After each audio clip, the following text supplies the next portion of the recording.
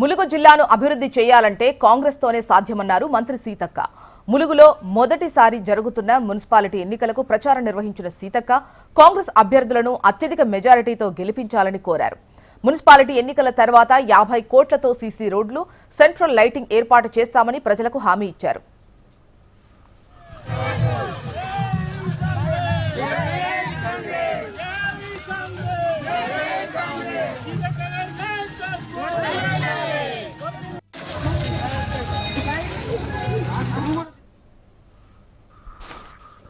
పదంలో అగ్రభాగాన ఉండాలనే ఆకాంక్షతోటి మరి ఈ రోజు ములుగును మున్సిపాలిటీగా చేయడంతో ముఖ్యమంత్రి రేవంత్ రెడ్డి గారు మరి అడగడంతో క్యాబినెట్ లో ఆమోదం పొందించి అసెంబ్లీలో తీర్మానం చేయించి గవర్నర్ గారి చేత ఆమోద ముద్ర వేయించిన తర్వాత సంపూర్ణమైనటువంటి మున్సిపాలిటీగా మరి సంవత్సరం క్రితం ఏర్పడడం జరిగింది.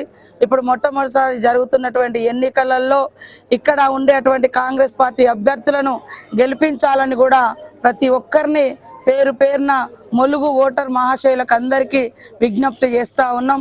ములుగు అభివృద్ధి జరగాలి అంటే మరి కాంగ్రెస్ పార్టీతోటే సాధ్యం. ఈరోజు ఇక్కడ నేను మంత్రిగా కూడా ఉన్నా కాబట్టి నేను కూడా ములుగులోనే చిన్నతనం నుంచి చదువుకొని ఇక్కడే ఉండి మరి ఇక్కడే 3 సార్లు ఎమ్మెల్యేగా అయ్యి ఈరోజు మంత్రిగా పనిచేస్తున్నాం. ములుగు అభివృద్ధి కోసం మరి ఇప్పటికే 60 కోట్ల రూపాయలు మరి గ్రామ పంచాయతీగా ఉన్నప్పుడే 45 కోట్ల రూపాయలు ఇవ్వడం జరిగింది.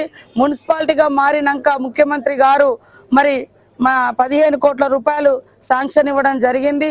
అవన్నీ కూడా పనులు టెండర్ అయ్యి ఇప్పుడు పనుల దశలో ఉన్నాయి. మొన్న జాతర ఉండడంతో 3 నెలలు అధికారులందరూ మేడారం జాతరలో ఉండడంతో పనులన్నీ కొంత ఆగినాయి. మరి ఎలక్షన్లు అయిపోయిన వెంటనే అభివృద్ధి కార్యక్రమాలు గల్లీలలో సీసీ రోడ్లు, డ్రైనేజ్లు, అదేవిధంగా సెంట్రల్ లైటింగు, తర్వాత మరి ములుగు మున్సిపాలిటీ పరిధిలో సంవత్సరన్నర కాలంలోనే దాదాపుగా 250కు పైగా శాంక్షన్ ఇల్లులు ఇచ్చినాం.